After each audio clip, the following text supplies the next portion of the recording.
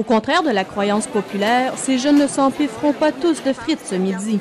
Si l'on croit tout ce qu'on entend, même si les cafétérias offrent des choix santé, un élève sur 4 se dirigera vers la malbouffe, communément appelée le fast-food. Dans une école secondaire de 3400 élèves, combien pensez-vous qu'il y a d'étudiants qui utilisent les services de cafétéria? Je dirais à peu près le tiers, à peu près, environ entre 1000 et 2000. Je dirais 2500. Au moins la moitié. Au moins 2000. C'est faux. Dans une école de 3400 élèves, à peine 300 profiteront de la cafétéria. Et de ce nombre, une centaine seulement opteront pour la malbouffe. Ah, pas tant que ça. Ici, pas tant que ça, je te dirais. Environ, 3 élèves sur 10 vont aller chercher une poutine, une frite au lieu du repas du jour. Malgré tout, les écoles sont les premières à se faire pointer du doigt lorsqu'il s'agit d'obésité ou de malnutrition.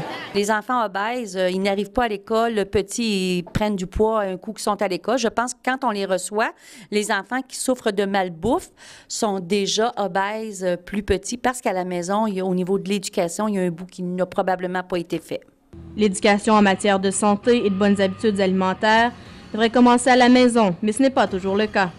Les lunchs préparés par les parents ont dans bien des cas une valeur nutritive pire ou moindre que celle d'une poutine, par exemple. Regardez, moi, comme je disais, le contenu du sac à lunch, on ferait le saut, si on regarde le jus. On sait qu'il y a une différence entre une boisson et un jus.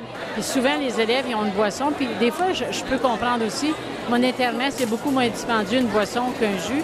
Mais on sait que la qualité n'est pas la même à ce niveau-là. Puis comme je dis, je pense qu'en regardant les sacs à lunch, ça veut dire beaucoup, beaucoup. Puis le sac à lunch, c'est pas nous autres ici qui l'a vendu à la cafétéria, là.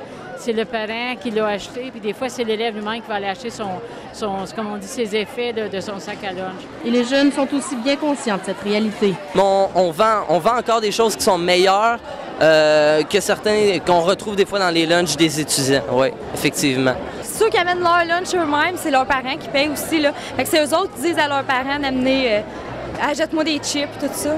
Les établissements scolaires ne peuvent quand même pas tenir par la main les jeunes et les forcer à faire les bons choix.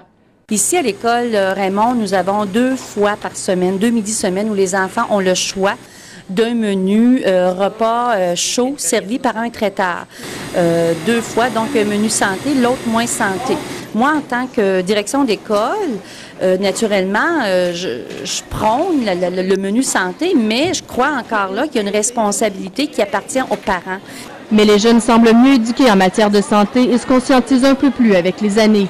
On a le menu santé aussi pour ceux qui n'aiment pas ça manger trop gras ou le fast-food. Bon, on a des sandwichs, des soupes, des biscuits.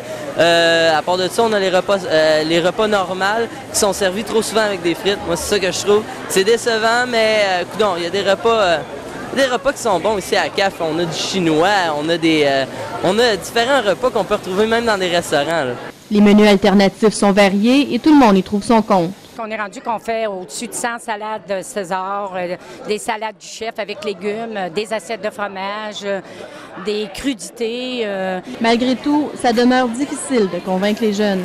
De nos jours, on aime mieux aller manger au McDonald's qu'au Kelsey. C'est sûr, ça coûte moins cher.